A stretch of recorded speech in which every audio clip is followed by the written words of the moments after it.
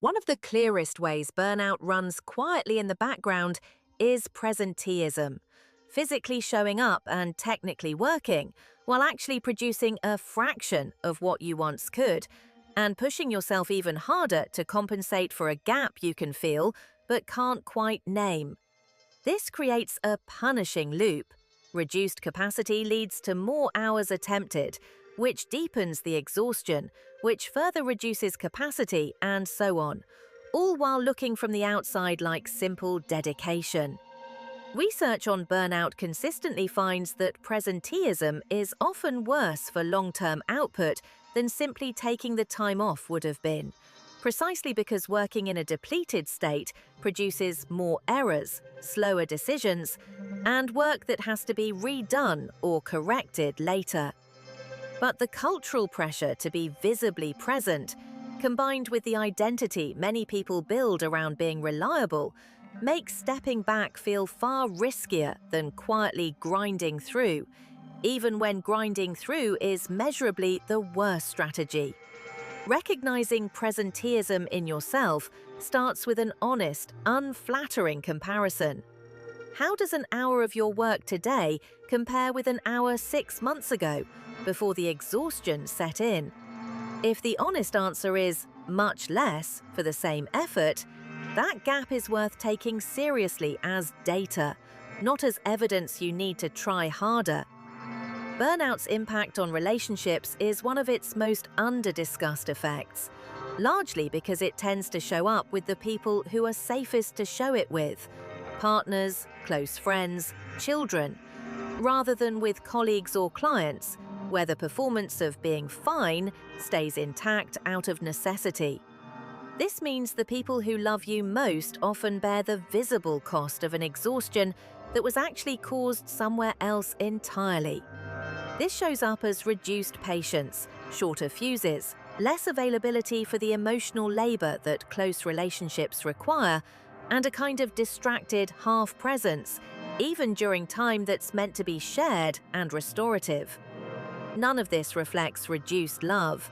It reflects a nervous system that has been holding itself together all day for people and situations where holding together felt mandatory, with nothing left over for the people where honesty finally feels safe enough to slip.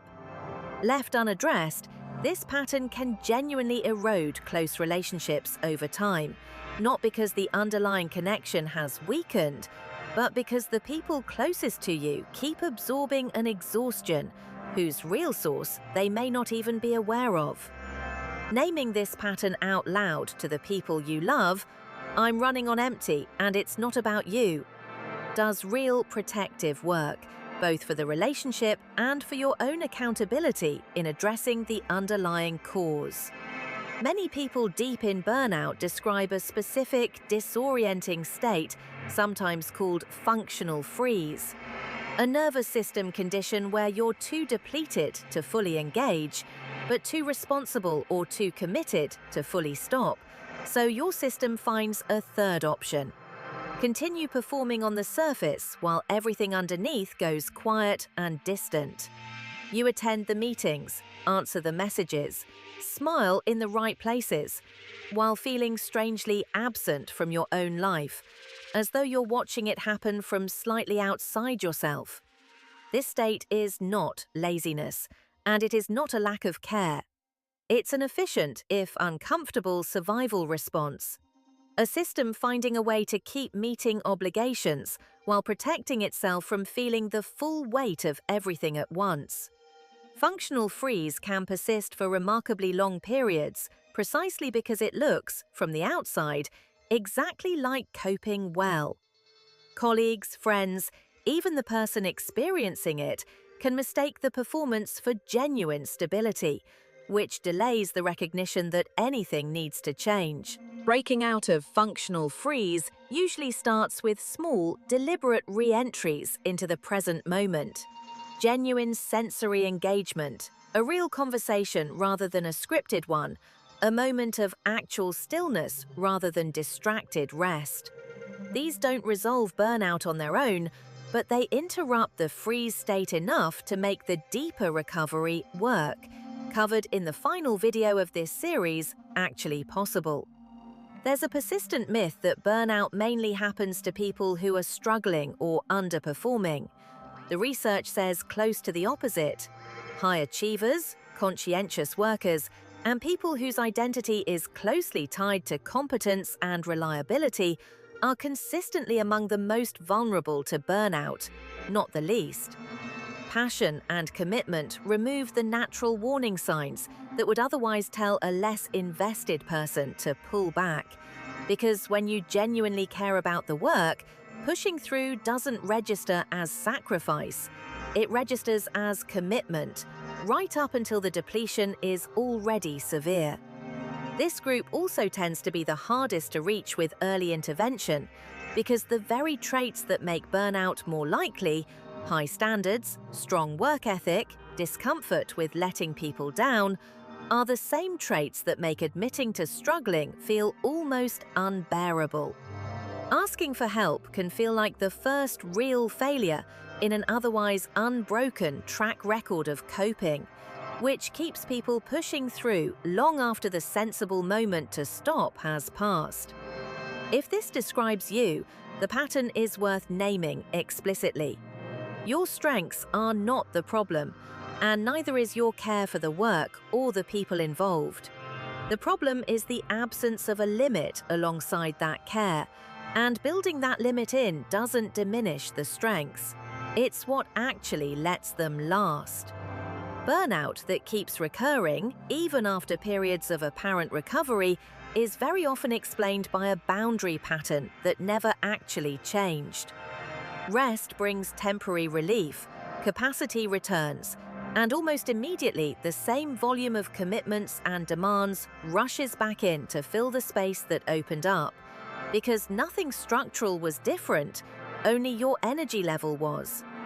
Within weeks or months, the deficit rebuilds, often faster the second time, because the underlying pattern of overcommitment was never actually addressed. This cycle persists because boundaries, for many people prone to burnout, were never modeled as a normal, healthy part of functioning. Saying no can feel like letting someone down, disappointing them, or risking the relationship or role itself. Without a felt sense that boundaries are safe to hold, recovery becomes a temporary reprieve rather than a genuine correction, and the same conditions simply produce the same outcome on a loop. Breaking this specific cycle requires treating boundary setting as part of the recovery itself, not as a separate, optional extra to consider once you're feeling better. The final video in this series covers concrete, practical ways to build boundaries that hold, even for people who find saying no genuinely difficult. Everything covered in this video points toward one central conclusion. Burnout that keeps returning is rarely solved by better coping alone. Coping tools help you survive an unsustainable situation more comfortably. They don't change the situation itself. Genuine, lasting recovery eventually requires an honest look at the actual structure of your commitments. What could be reduced, delegated, renegotiated, or declined outright, alongside whatever coping and recovery practices support you day to day.